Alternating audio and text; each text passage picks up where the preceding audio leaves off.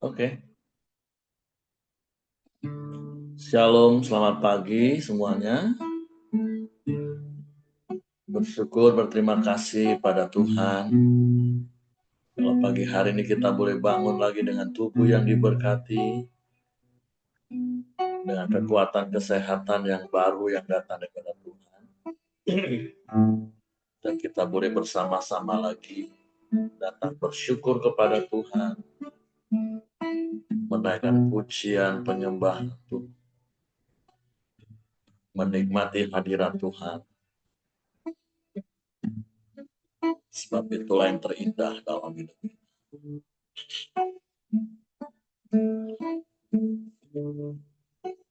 Bapa, kami bersyukur, kami berterima kasih kepadamu pagi hari ini. Terima kasih buat sepanjang malam tidur nyenyak yang kau beri bagi kami. Pagi hari ini kami boleh bangun lagi dengan tubuh yang diberkati, dengan kekuatan kesehatan yang baru yang datang daripada Tuhan. Terima kasih buat hari baru berberkat, kemenangan dan sukacita melimpah yang kau jadikan bagi kami. Dan kami bersyukur kami boleh mengawali lagi hari yang baru ini dengan kami menaikkan pujian syukur kami di hadapan hadirat, menikmati semua yang terbaik, sebab Engkau sumber segala yang baik bagi kami. Dan ini saat yang terindah bagi kami, menikmati hadirat di sepanjang hari-hari kami.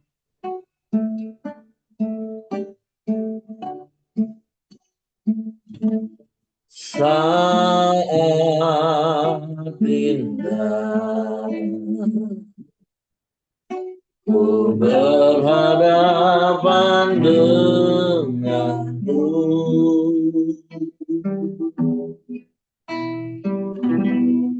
memandang wajahmu, Yesus kekasih jiwaku.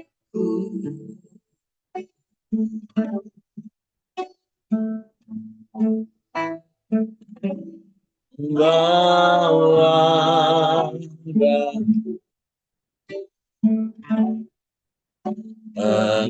dalam pelukanmu,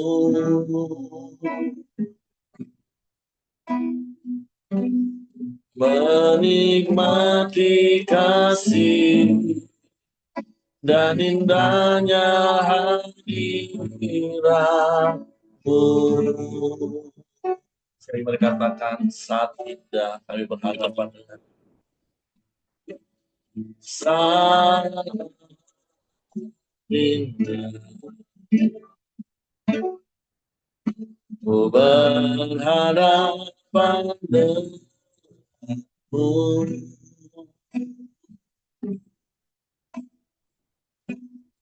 memandang wajahmu, Yesus kekasih jiwa.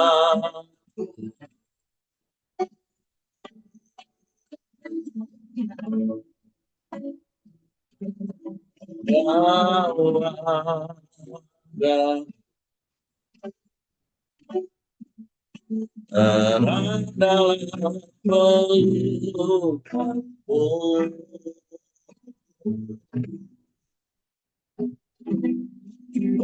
menikmati kasih dan indahnya hadiratmu.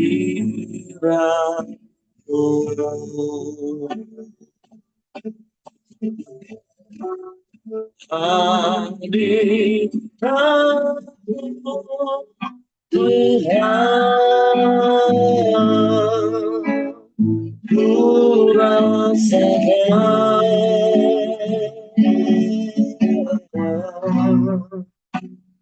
kekudusanmu Bapa, penuh itu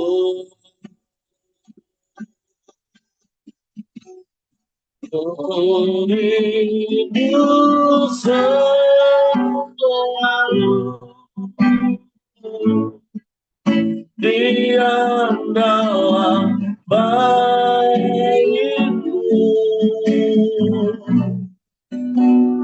menikmati kasih anugerah-Mu.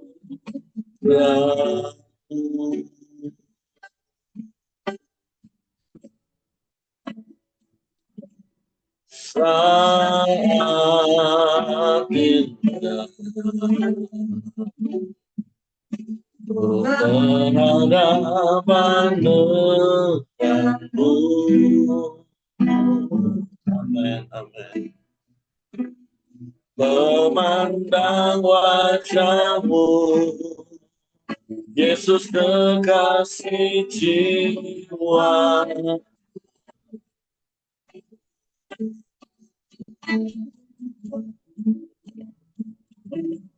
Bahwa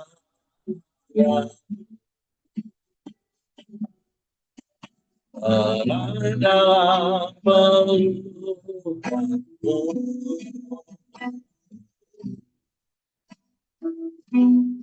menikmati kasih dan indahnya hadirat-Mu.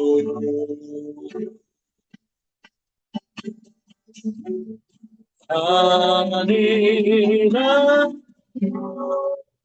Tuhan,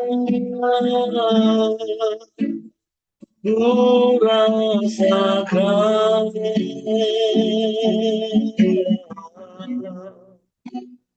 kekudusan-Mu,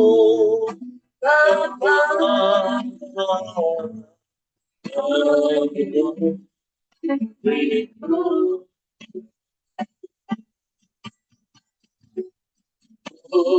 Hidup selalu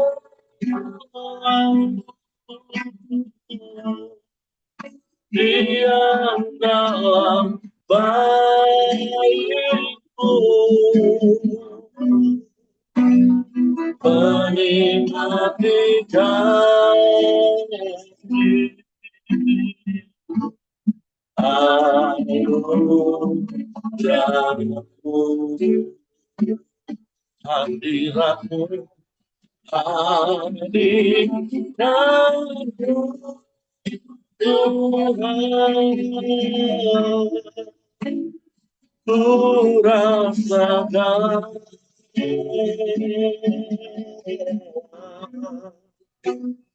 kekudusan-Mu, Bapa.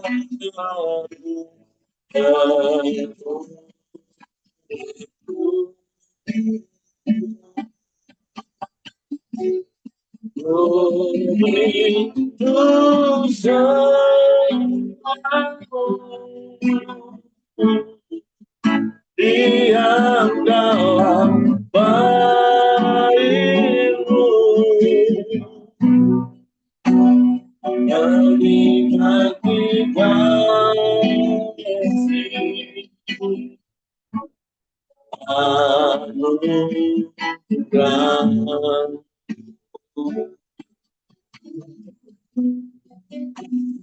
Menikmati kasih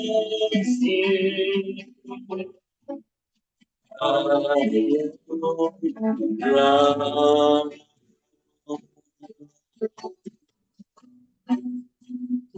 Menikmati kasih anugerah-Mu.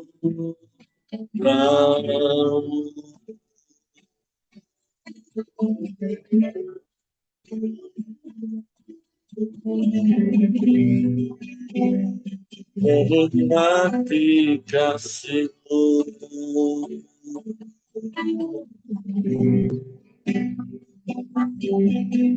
menikmati anugerah-Mu,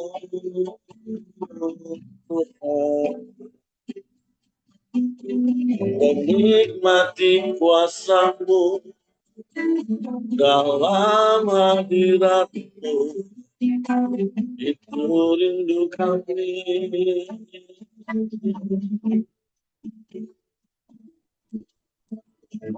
Dan kami bersyukur oleh karena kuasa darah-Mu yang menguduskan kami. Engkau layakkan kami untuk tinggal dalam hadirat, menikmati kasih dan kuasa-Mu seumur hidup kami.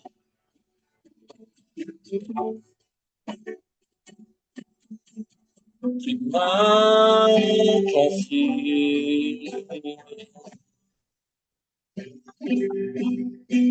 terima kasih.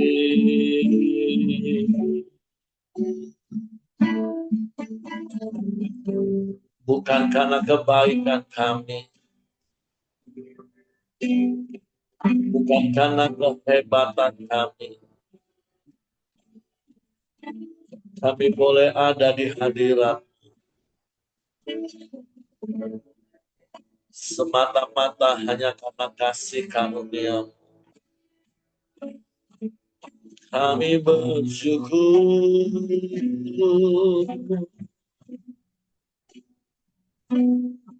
Engkau mengasihi kami.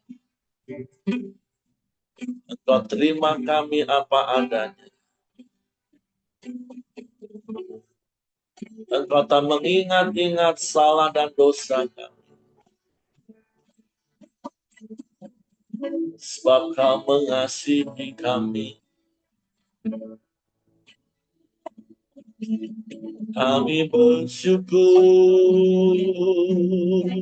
Kami bersyukur. Kasih-Mu ajaib.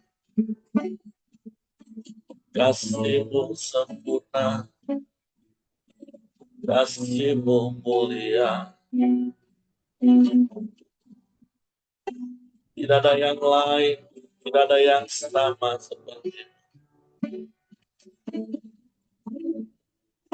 hanya Engkau, hanya Engkau, hanya padamu, hanya padamu. Hatiku percaya dan kami mempercayakan seluruh hidup kami ke dalam tangan. Dan kami aman di dalam kerajaan-Mu tak tergoncangkan. Sekalipun bumi bergoncang, sekalipun bumi bergelora, bangsa-bangsa riuh, tapi kami aman di dalam-Mu Tuhan. Sebab rasa aman kami hanya ada di dalam, dan kami mau taruh hanya di dalam. Haleluya.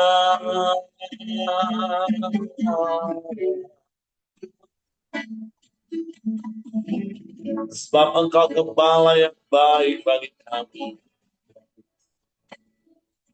Engkau yang menyerahkan nyawa-Mu bagi kami. Untuk melindungi, menjagai, dan memberkati kami. Kami bersyukur. Terima kasih. Kami bangga punya Allah yang seperti-Mu. Kami bangga punya Bapa yang seperti-Mu. Sebab itu kami mau terus tinggal di dalam kasih-Mu. Haleluya. Haleluya, haleluya.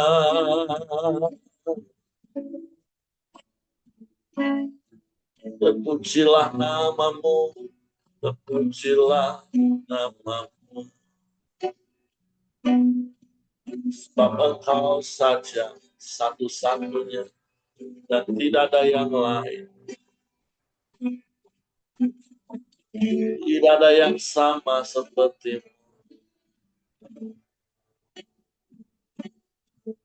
hanya Engkau, hanya Engkau. Hanya kepadamu, hanya kepadamu. Dan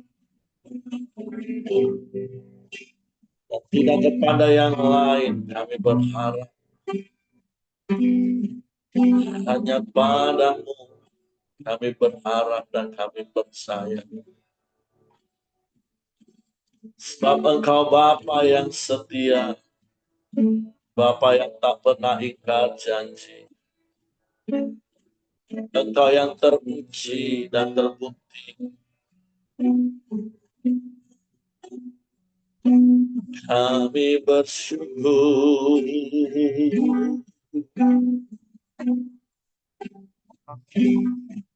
Kami bersyukur.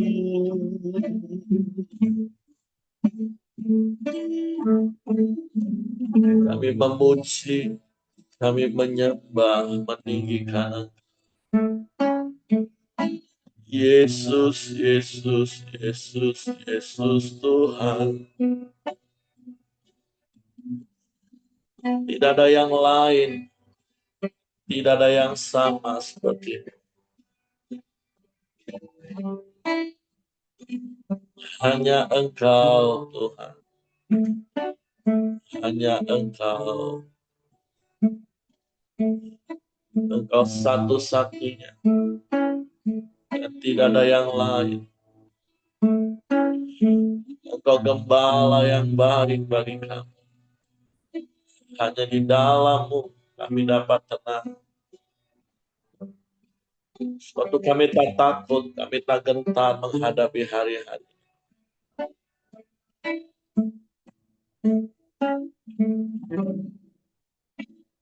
Kau gembalaku, ku takkan takut.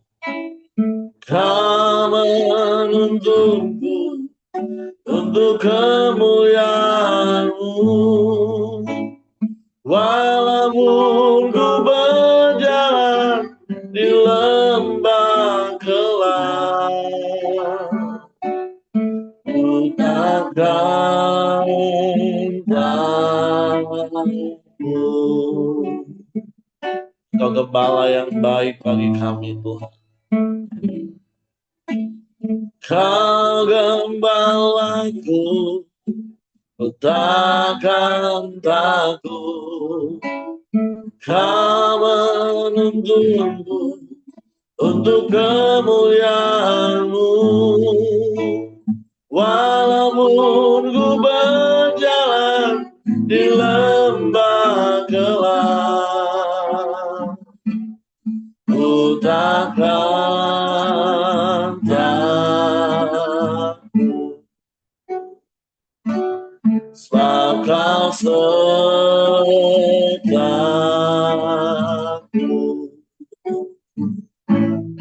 Dalam-Mu damai-Ku dapat, dalam-Mu sukacitaku, dalam-Mu aku dalam Yesusku. Engkau gembala yang baik bagi kami. Kau gembalaku, ku takkan takut.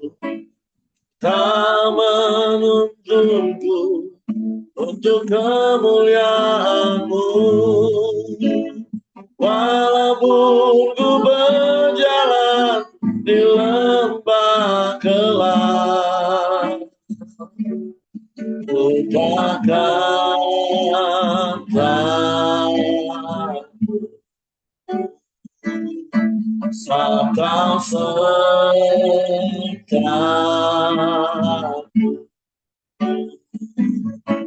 dalam-Mu. Damaiku dapat dalam-Mu, sukacitaku dalam-Mu. Aku penuh dalam-Mu, Yesus. Dalam-Mu damaiku dapat, dalam-Mu sukacitaku dalam-Mu. Aku penuh dalam-Mu, Yesusku. Dalam-Mu, Yesusku. Dalam-Mu, Yesusku.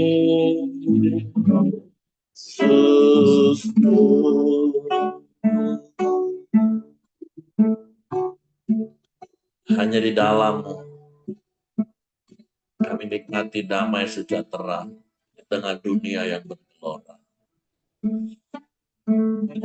Hanya di dalam-Mu kami tenang, sekalipun dunia penuh dengan tantangan dan rintangan.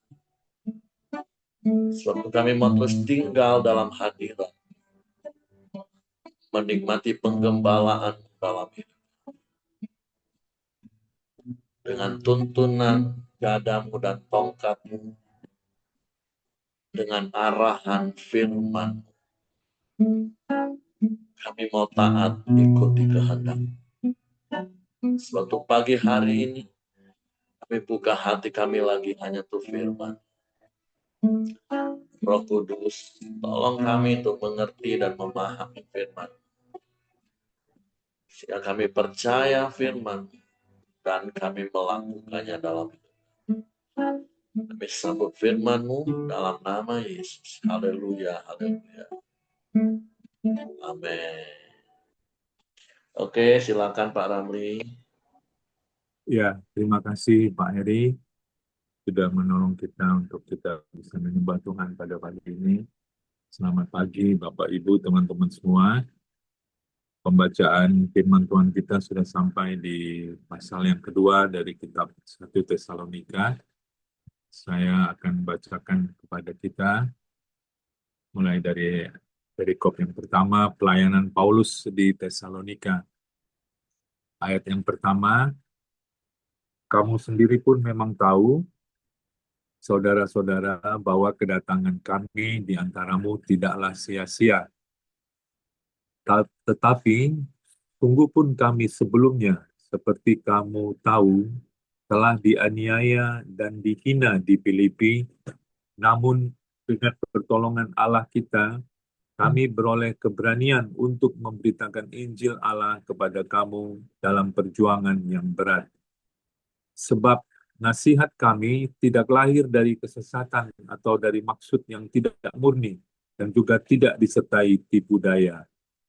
Sebaliknya, karena Allah telah menganggap kami layak untuk mempercayakan Injil kepada kami, karena itulah kami berbicara, bukan untuk menyukakan manusia, melainkan untuk menyukakan Allah yang menguji hati kita. Karena kami tidak pernah bermulut manis, hal itu kamu ketahui, dan tidak pernah mempunyai maksud loba yang tersembunyi. Allah adalah saksi.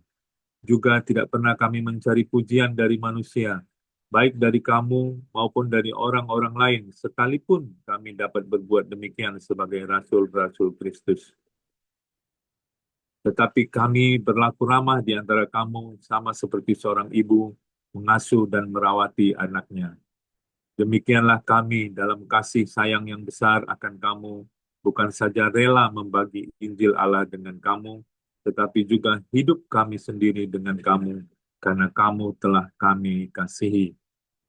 Sebab kamu masih ingat, saudara-saudara, akan usaha dan jerih lelah kami, sementara kami bekerja siang malam, supaya jangan menjadi beban bagi siapapun juga di antara kamu. Kami memberitakan Injil Allah kepada kamu.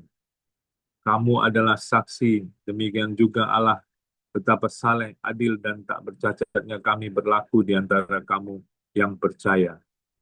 Kamu tahu betapa kami seperti bapa terhadap anak-anaknya telah menasihati kamu dan menguatkan hatimu seorang demi seorang dan meminta dengan sangat supaya kamu hidup sesuai dengan kehendak Allah yang memanggil kamu ke dalam kerajaan dan kemuliaannya. Ya, kita stop dulu sementara di perikop yang pertama ini. Paulus menjelaskan bagaimana pelayanannya di Tesalonika ya. Kalau kita cermati, saya pribadi mendapatkan banyak prinsip-prinsip yang perlu kita terapkan eh, di dalam pelayanan kita di masa yang sekarang ini, dan ini sangat relate ya, sangat berhubungan dengan eh, apa yang kita lakukan pada saat sekarang ini ya. Jadi banyak prinsip-prinsip kalau kita perhatikan ayat demi ayat eh, bisa kita terapkan di dalam pelayanan yang sedang kita kerjakan di masa-masa sekarang ini. Misalnya kita mulai dari ayat yang pertama, dikatakan kamu sendiri pun memang tahu betapa kamu sendiri pun memang tahu saudara-saudara bahwa kedatangan kami di antaramu tidaklah sia-sia. Ya, Paulus menjelaskan bagaimana kedatangannya eh, di antara jemaat Tesalonika tidak menjadi sia-sia. Ya, saya teringat dan saya berpikir diingatkan kembali bahwa memang eh, setiap kunjungan yang kita lakukan kepada orang-orang yang kita layani, ya, itu memang sungguh tidaklah pernah menjadi sia-sia. Ya, selalu ada sesuatu yang terjadi, sesuatu yang bekerja, roh Tuhan yang bekerja di balik atau di dalam kunjungan yang kita lakukan kepada orang-orang yang kita layani. Ya, kita sadar ada, kalau istilahnya saya itu ada the power of kunjungan ya. Kunjungan itu selalu mendatangkan kebaikan, mendatangkan penguatan, mendatangkan penghiburan kepada orang yang kita kunjungi. Bahkan sekalipun mungkin kita tidak berbicara soal firman, kita tidak berbicara soal hal-hal rohani, kita bicara soal hal-hal yang kecil, yang remeh-temeh, hal-hal yang sederhana ya. Tetapi di dalam setiap kedatangan kita ya, selalu ada sesuatu yang terjadi ya. Orang yang kita kunjungi merasa dikuatkan ya, ada sukacita di sana. Oleh karena itu eh, pagi ini kita diingatkan, saya pribadi diingatkan bahwa kunjungan itu tidak pernah sepele ya. Kunjungan itu selalu ada manfaatnya. Oleh karena itu, mari kita jadikan kunjungan itu sebagai gaya hidup kita, bukan sebagai beban ya, tetapi sebagai eh, rasa syukur, rasa sukacita kita bisa punya waktu ya, kita punya kesempatan untuk kunjungan ya, karena selalu ada saja yang terjadi di balik atau di dalam kunjungan-kunjungan yang kita kerjakan. Oleh karena itu, mari kita selalu mengambil kesempatan untuk selalu bersedia untuk mengunjungi orang-orang yang kita layani. Itu yang pertama yang saya dapatkan di ayat yang pertama ya. Ayat yang kedua mengatakan Tetapi sungguh pun kami sebelumnya seperti kamu tahu tetap telah dianiaya dan dihina di Filipi. Namun dengan pertolongan Allah kita, kami beroleh keberanian untuk memberitakan Injil Allah kepada kamu dalam perjuangan yang berat. Saya mendapatkan sebuah prinsip bahwa keberanian untuk memberitakan Injil itu sebenarnya bukan kita buat-buat di dalam diri kita, ya. Tetapi keberanian untuk memberitakan Injil itu justru sebenarnya datang dari Tuhan sendiri kepada kita. Sehingga kita memiliki keberanian untuk memberitakan Injil dan siap menanggung resiko yang terjadi ketika kita memberitakan Injil kepada seseorang atau kepada sekelompok orang, ya. Jadi keberanian itu bukan kita pupuk di dalam diri kita, ya, tetapi justru datang dari Allah sendiri. Nah, saya percaya tentu datangnya adalah hasil daripada keintiman pribadi kita dengan Tuhan, ya. Selalu berasal daripada koneksi kita, hubungan pribadi kita dengan Tuhan. Ketika kita terhubung dengan Tuhan, saya percaya, ya, Tuhan bisa dan mampu memberikan keberanian kepada kita untuk memberitakan Injil dengan segala sesuatu, segala risiko yang mungkin terjadi akibat kita memberitakan Injil tersebut, ya. Kita tahu bahwa eh, Paulus memberitakan Injil dengan perjuangan yang berat, ya. Dia eh, ditangkap, ya, diseret, difitnah, ya. Dia didera, disiksa, dipenjara, dibelenggu, ya. Nah, semuanya itu dia lakukan dengan keberanian yang datangnya dari Tuhan kepada pribadinya, ya. Jadi kita belajar pada pagi ini bahwa ketika kita memiliki hubungan yang intim dengan Tuhan, yang koneksi kita baik dengan Tuhan, maka saya percaya Tuhan mampu memberikan keberanian kepada kita untuk memberitakan Injil di mana kita perlu memberitakan Injil. Ayat yang ketiga, sebab nasihat kami tidak lahir dari kesesatan atau dari maksud yang tidak murni dan juga tidak disertai tipu daya. Prinsip yang lain yang bisa kita dapat dari pelayanan Paulus ini adalah yang bisa kita terapkan bahwa kita diingatkan bahwa setiap nasihat, setiap pengajaran yang kita berikan kepada seseorang atau kepada orang-orang yang kita layani haruslah mempunyai motivasi yang murni tentunya, ya, bukan dengan motivasi-motivasi tersembunyi atau dengan maksud-maksud terselubung, ya, tapi dengan kemurnian, dengan ketulusan kita ingin menyampaikan kebenaran, ya, bukan dengan trik-trik, ya, dengan maksud-maksud bercabang, ya, kita katakan A tapi sebenarnya maksud kita B, ya, dan bukan hal-hal yang seperti itu yang kita lakukan, tetapi setiap pengajaran, setiap nasihat yang kita berikan, yang kita sampaikan tentu motivasinya adalah motivasi yang murni, yang datangnya dari kebenaran firman.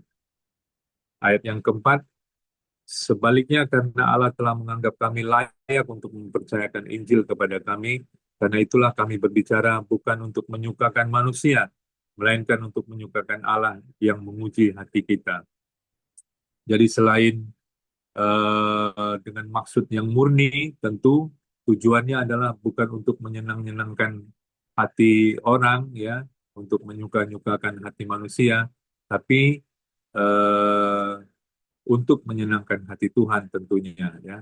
Prinsip ini perlu kita pegang teguh, ya, eh, supaya kita dapat memberitakan firman dengan bebas tanpa eh, apa namanya tujuan-tujuan lainnya, sehingga kita tidak takut sekalipun kebenaran yang kita sampaikan mungkin dapat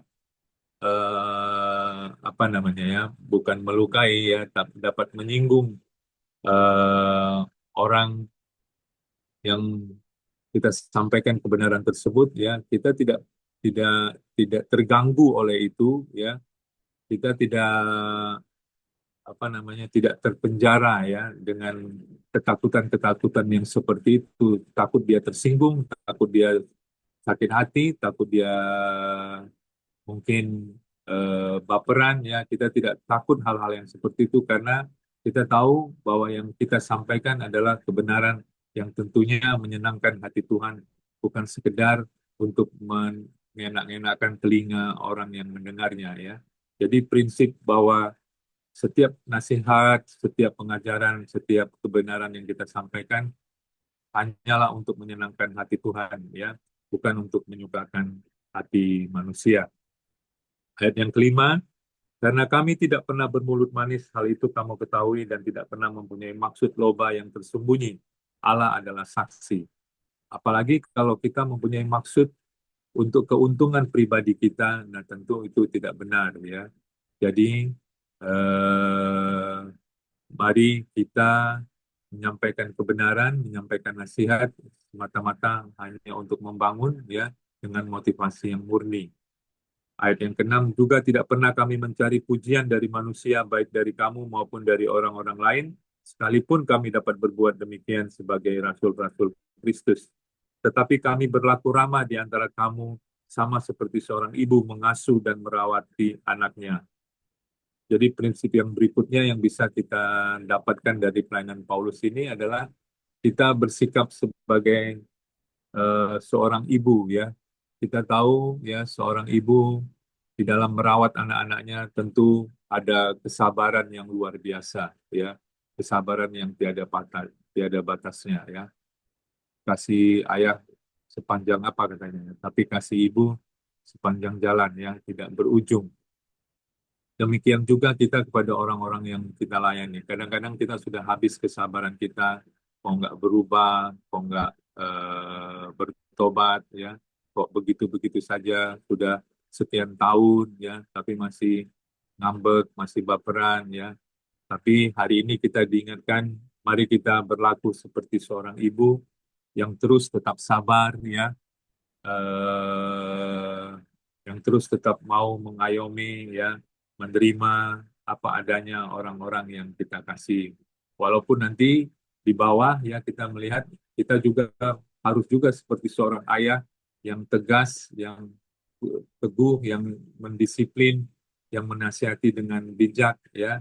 Jadi seimbang ya, ada sebagai seorang ibu, tentu juga ada sebagai seorang ayah. Ayat yang 8 kita lanjutkan.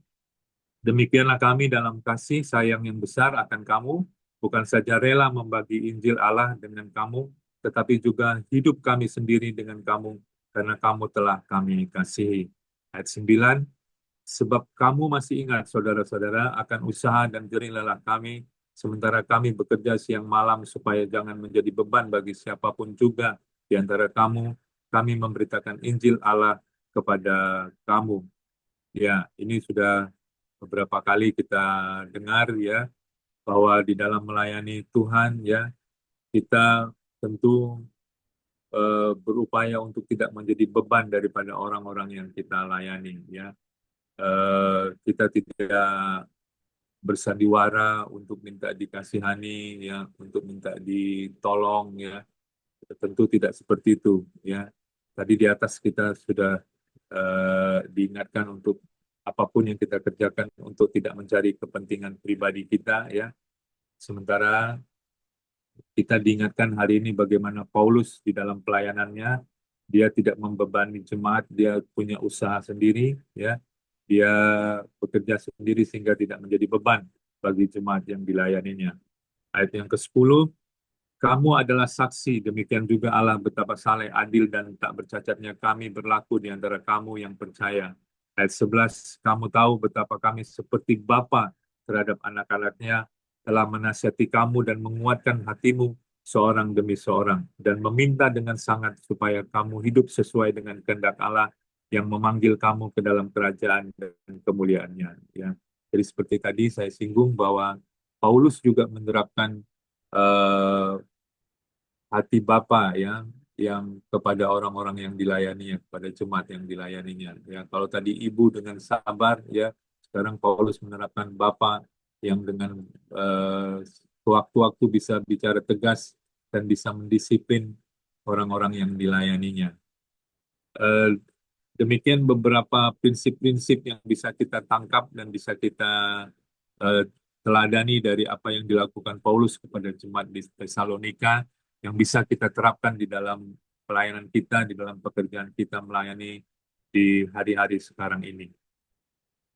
Kita lanjutkan perikop yang kedua, sukacita atas jemaat. Dan karena itulah kami tidak putus-putusnya mengucap syukur juga kepada Allah, sebab kamu telah menerima firman Allah yang kami beritakan itu, bukan sebagai perkataan manusia, tetapi dan memang sungguh-sungguh demikian sebagai firman Allah yang bekerja juga di dalam kamu yang percaya. Sebab kamu, saudara-saudara, telah menjadi penurut-penurut jemaat-jemaat Allah di Yudea, jemaat-jemaat di dalam Kristus Yesus, karena kamu juga telah menderita dari teman-teman sebangsamu, segala sesuatu yang mereka derita dari orang-orang Yahudi. Bahkan orang-orang Yahudi itu telah membunuh Tuhan Yesus dan para nabi, dan telah menganiaya kami. Apa yang berkenan kepada Allah tidak mereka pedulikan, dan semua manusia mereka musuhi, karena mereka mau menghalang-halangi kami memberitakan firman kepada bangsa-bangsa lain untuk keselamatan mereka. Demikianlah mereka terus-menerus menambah dosa mereka sampai genap jumlahnya, dan sekarang murka telah menimpa mereka sepenuh-penuhnya. Tetapi kami, saudara-saudara, yang seketika terpisah dari kamu, jauh di mata, tetapi tidak jauh di hati, sungguh-sungguh dengan rindu yang besar telah berusaha untuk datang menjenguk kamu, sebab kami telah berniat untuk datang kepada kamu, aku, Paulus, malahan lebih dari sekali, tetapi iblis telah mencegah kami. Sebab siapakah pengharapan kami atau sukacita kami atau mahkota kemegahan kami di hadapan Yesus, Tuhan kita, pada waktu kedatangannya, kalau bukan kamu, sungguh kamulah kemuliaan kami dan sukacita kami. Ya, jadi dari perikop yang kedua ini kita bisa melihat bagaimana Paulus bersukacita atas jemaat di Tesalonika. Ya, jadi Paulus bersukacita bukan karena melihat jemaat di Tesalonika menderita, ya, karena mereka memang pada saat itu sedang mengalami penderitaan yang besar, ya, yang datangnya dari orang-orang Yahudi juga. Jadi Paulus bersukacita bukan melihat mereka sedang menderita, tetapi melihat bagaimana di dalam penderitaan itu mereka tetap setia kepada Tuhan. Mereka tetap memegang imannya, mereka tidak goyah imannya, mereka tetap bersungguh-sungguh terus bertumbuh di dalam iman percaya mereka. Itulah yang membuat Paulus bersukacita di dalam pelayanannya di Tesalonika. Ini mengingatkan kita di dalam segala sesuatu, ya, di dalam melayani jemaat, ya, di dalam mendidik anak-anak kita, ya. Kita kadang-kadang melihat anak-anak kita berjuang, kita kadang-kadang dalam hati nggak sampai hati ingin membantu, ingin menolong, tetapi justru kita harus berhati-hati, ya. Kita eh, perlu membiarkan anak-anak kita berjuang di dalam perjuangan pribadinya, ya, sehingga mereka bisa merasakan akhirnya bagaimana perjuangan hidup itu dan akhirnya mereka bisa mandiri di dalam hidup pribadi mereka. Jadi sekali lagi kita percaya bahwa penderitaan itu baik bagi setiap kita yang sedang berjuang, ya, bagi jemaat, bagi anak-anak kita, ya, sehingga mereka boleh mengalami pertumbuhan di dalam iman mereka. Di sisi yang lain, kita juga bisa melihat bagaimana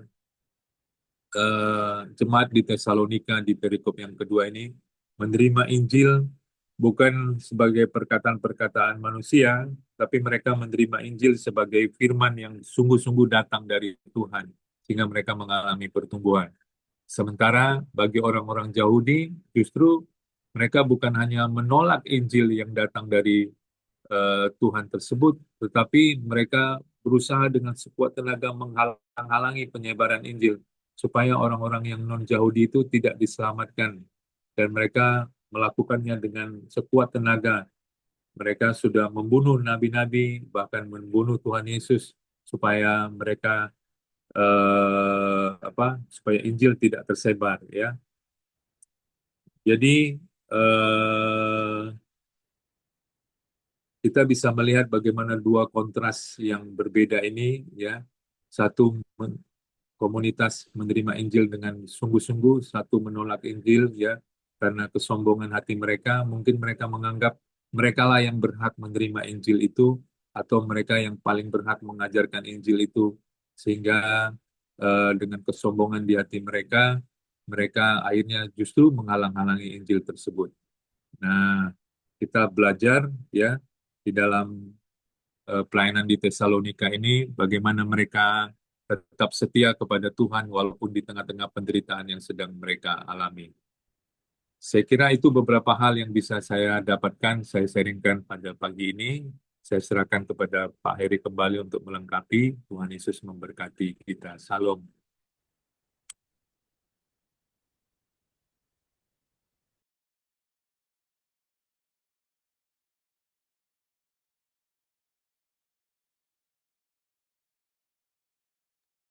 Oke, terima kasih untuk Pak Ramli. Dan saya pikir sudah sangat jelas dari apa yang tadi Pak Ramli sudah sampaikan ayat demi ayat.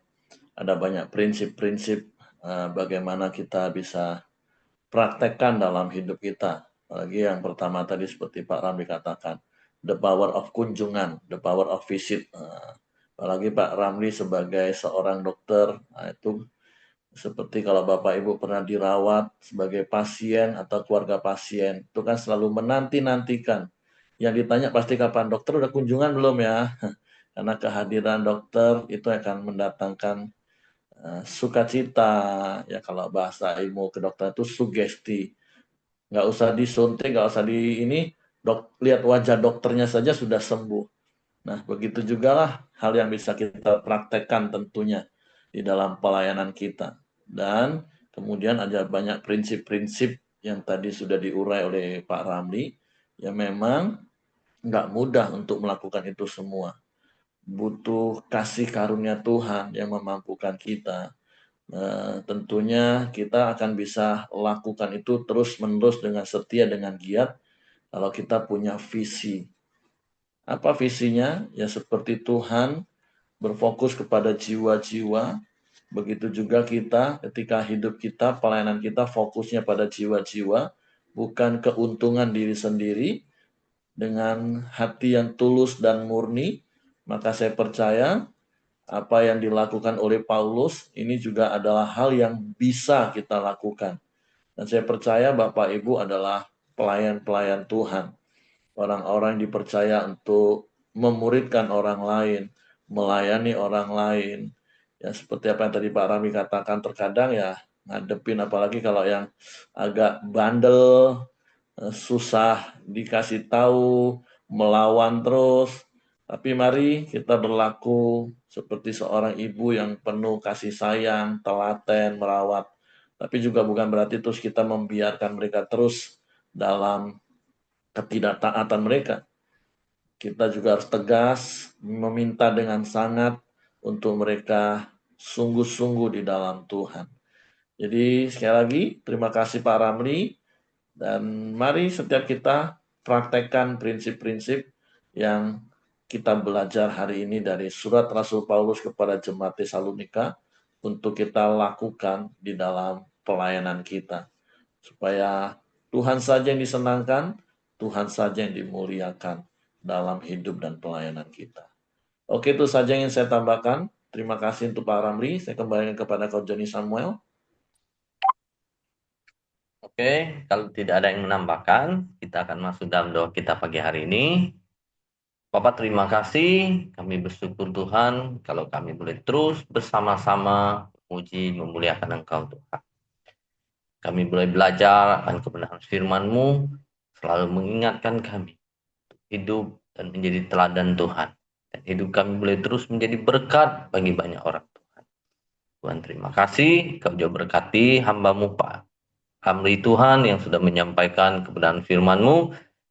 Terus pakai Pak Ramli Tuhan dalam setiap pelayanannya Tuhan, maupun sebagai dokter Tuhan, Engkau pakai dia Tuhan untuk menjadi berkat dan kesaksian bagi banyak orang Tuhan. Ya, lewat Pak Ramli Tuhan, banyak orang boleh mengenal Engkau Tuhan. Berkati Ramli bersama istri dan anak-anaknya Tuhan. Dan setiap pelayanan mereka boleh menjadi berkat bagi banyak orang Tuhan. Terima kasih juga Tuhan Yesus, berkati kami semua di pagi hari ini yang sudah mendengarkan kebenaran firman-Mu. Terus pakai kami Tuhan, lewat hidup kami boleh menjadi berkat dan teladan bagi banyak orang Tuhan. Terima kasih Tuhan Yesus. Pagi hari ini juga kami berdoa buat Kobuyung Tuhan, yang kita suaranya Tuhan campur tangan, Tuhan terus pulihkan dalam nama Yesus. Terima kasih Tuhan Yesus. Kami juga berdoa buat Pak Ungko Wijaya Tuhan, Engkau terus berkati kesehatannya, terus Tuhan pulihkan, memberi semangat di masa tuanya, dia boleh menikmati setiap kebaikan dan kemurahan-Mu. Kau juga berkati anak-anaknya, dunia Tuhan, biarlah Tuhan mereka boleh merawat Pak Ungko Tuhan dengan semangat. Tuhan, terima kasih Tuhan. Pagi hari ini juga kami terus berdoa buat Ibu Dorcas Tuhan. Kau berkati juga. Kau terus beri kekuatan dan semangat Tuhan dalam proses, dalam setiap menjalani kemoterapinya Tuhan. Beri kekuatan dan semangat. Juga pakai Ibu Dorcas menjadi berkat dimanapun dia berada. Sehingga lewat kesaksian hidupnya, orang-orang boleh mengenal Engkau Tuhan. Kau berkati Ibu Dorcas dan anak-anaknya Tuhan, dimanapun mereka berada, mereka boleh menjadi berkat. Terima kasih juga Tuhan Yesus. Kami juga berdoa untuk Willy dan Nilu Tuhan, untuk berkati dan proses program bayi tabungnya Tuhan campur tangan, supaya semua boleh berjalan dengan baik Tuhan. Berkati setiap dokter-dokter yang menanganinya Tuhan. Kau campur tangan, biarlah itu menjadi kesaksian buat seluruh keluarganya Tuhan. Terima kasih Tuhan Yesus. Kami juga berdoa buat bangsa dan negara kami Indonesia. Tuhan berkati. Terus berikan keamanan dan kesejahteraan-Mu buat bangsa dan negara kami Indonesia. Berkati para pemimpin-pemimpin bangsa kami. Dan berikan mereka hikmat, roh takut akan Engkau. Sehingga boleh memimpin bangsa kami dengan adil dan benar Tuhan. Kami juga bersyukur buat hasil bumi dan hasil alam yang melimpah yang Kau sediakan buat bangsa dan negara kami. Biarlah semua boleh dikelola untuk kesejahteraan rakyat Indonesia.